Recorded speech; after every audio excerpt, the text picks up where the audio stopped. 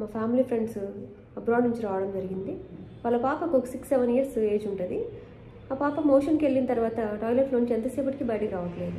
మేము అలా మాట్లాడుకుంటూ ఉన్నాము.